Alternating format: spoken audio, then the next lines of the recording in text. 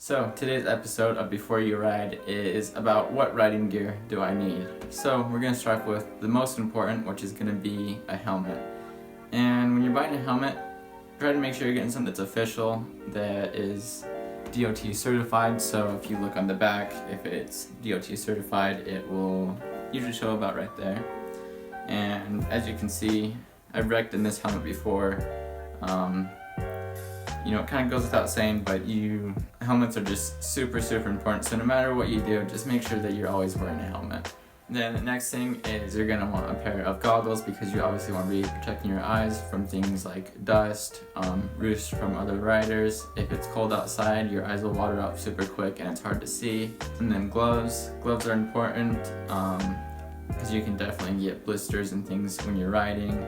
So they help with that. It can help with roost from other riders. It's good to cover your skin, because there's been times where I was riding before and I've actually hit cactus type bushes coming around corners and things, and definitely want to have gloves on when things like that happen. Then another really important piece of gear is your riding boots. When you're riding, a lot of times when you're going around corners, you're putting your foot down. Your feet are super exposed when you're riding, and you definitely want your ankles and things to be supported and protected. You obviously want your foot to be protected. They also help a lot with gripping and handling the bike.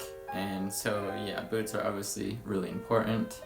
And then going up from there, you are gonna want a good pair of either knee pads or knee braces. Another important piece of gear, which most riders have, some of them don't, is a chest protector. I used one for a while, mainly just because I thought it was, a lot of times when you're shopping for them, they'll say roost guard, roost protector, as opposed to chest protector. And when I was starting off, I just kind of thought that maybe the purpose of that was to just help deflect roost from other riders when you're following someone. And I never was really riding with other people, and so eventually I just kind of stopped wearing one. And then shortly afterwards I had a pretty bad crash where my back and chest got super exposed and kind of hurt, and that was when I realized how important it is to actually have your chest and your back supported and have some type of protection there, because obviously spine injuries and back injuries can be really bad. And when you think of your chest, your lungs and your heart are right there, and so you obviously don't want to, wreck and take a handlebar to the chest or something, because then you can break a rib, which can puncture your lungs or your heart, which is kind of what I got close to doing. And so that was when I realized just how important it is to wear a chest protector, and now I always wear one. Now the next two pieces of gear that I always wear is pants and a jersey. So pants can be important because it just protects your skin, can help you with the comfort of riding and your mobility, and it can help kind of grip the bike, things like that. A lot of pants have a little leather pad on the side of them where you're gripping onto the bike, so it helps with that.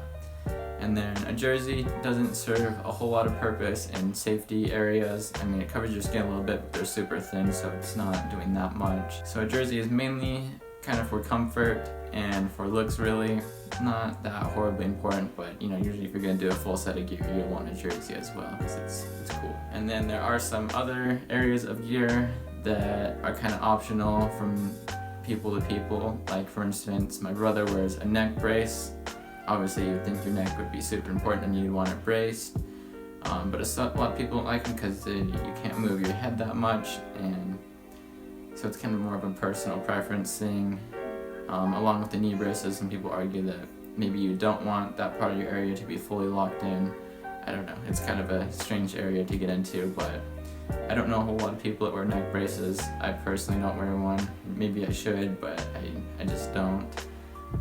So that's another option. And then there is some other little miscellaneous gear here and there, certain areas to kind of put pads on, like your elbows.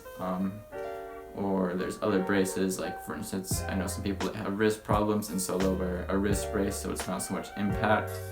Little things like that, but that's really the main areas of gear that you're going to want to wear and invest in.